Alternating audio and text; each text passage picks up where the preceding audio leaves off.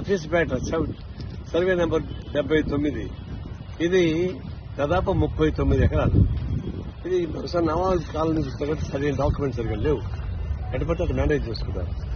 39 ఎకరాలు చాలా valuable land. దీని రకరకాల పద్ధతుల్లో అప్పుడున్నటువంటి కలెక్టర్ కానీ ఆర్డీఓ కానీ వీళ్ళందరూ కూడా తారుమారు చేసి దీనంతా మార్చేశారు. మన వసంత కృష్ణ ప్రసాద్ అతను ఒకప్పుడు టీడీపీలో యాక్టివ్ ఉన్నాడు, తర్వాత వైసీపీలో ఎమ్మెల్యేగా ఉన్నాడు, తర్వాత మళ్ళీ టీడీపీకి ఎమ్మెల్యేగా ఉన్నాడు. ఈ ల్యాండ్ గ్రాప్ చేయడంలో చాలా నెంబర్ 1 అతను మొత్తం మేనేజ్ చేసుకున్నాడు. దీన్ని దాదాపు 1000 కోట్ల రూపాయల ప్రాపర్టీ. ఇప్పటికే 4 ఎకరాల్లో ఇండ్లు కట్టి అమ్మేశాడు, విల్లాస్ కట్టి అమ్మేశాడు. ఇప్పుడు మిగిలిన దాదాపు 20 ఎకరాల దాకా మిగిలింది. ఇవి కూడా మొత్తం ప్లాన్ చేసుకుంటున్నాడు. ఈ విధంగా అన్యాకతం అయిపోతే ఇంకా ప్రభుత్వం ఉండే లాభం.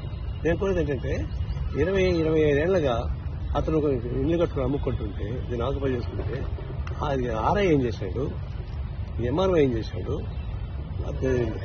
ఆర్డీఓ ఏం చేశాడు, కలెక్టర్ ఏం చేశాడు, ఆ టైంలో పనిచేసే రెవెన్యూ వాళ్ళందరినీ అరెస్ట్ చేయాలి, ఇంక్లూడింగ్ ఐఏఎస్ ఆఫీసర్ కలెక్టర్స్. అప్పుడు కానీ బుద్ధి రాదు వీళ్ళకి. వాళ్ళ వల్ల వాళ్ళ రికార్డ్స్ మొత్తం తారుమారు చేసి బకెట్ బంద్ చేసి పంపించేసి వెళ్ళిపోయారు.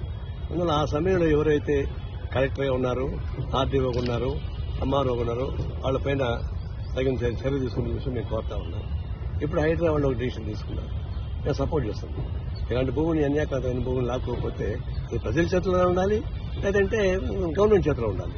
అంతేకాని ల్యాండ్ గ్రాబర్ చేతిలో ఉంటే కుదురుతుంది. 1000 కోట్ల రూపాయల ఆస్తి అందులో హైడ్రాజ్ చేస్తే కరెక్టే. దానికి అవసరమైతే చర్యలు తీసుకోవాలి. సుప్రీంకోర్టు దాకా పోవాల్సి వస్తుంది. పకడ్బందీ చేసుకోవాలి. గత ఆఫీసర్ చర్య తీసుకోవాలి. ఎప్పుడైతే ఎవరైతే మీరు సంతకాలు పెట్టారో వాళ్ళందరిపైన కఠిన చర్యలు తీసుకుని మేము కోరుతా ఉన్నాం. హైడ్రా తీసుకున్న డిసిషన్ సిపిఐ